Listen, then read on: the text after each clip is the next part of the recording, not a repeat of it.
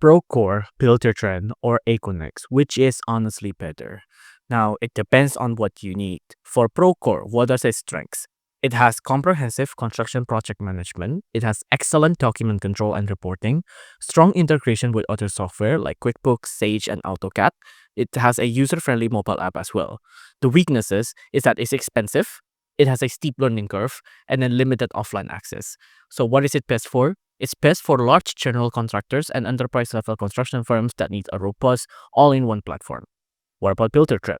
Now, for Buildertrend, its strengths is that it's great for residential construction and remodeling, affordable compared to Procore, user-friendly and easy to adopt, and then it includes client management and CRM feature.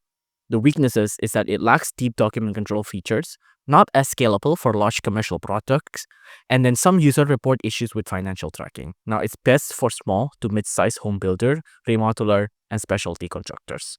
For Aconex, what are its strengths?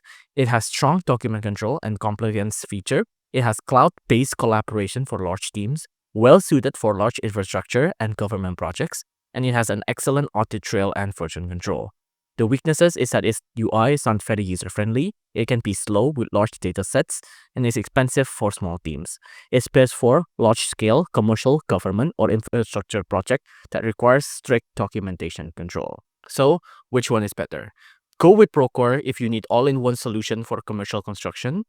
Choose Buildertrend if you're small to mid-sized residential builder, and then pick Aconex if document control and compliance are your top priorities.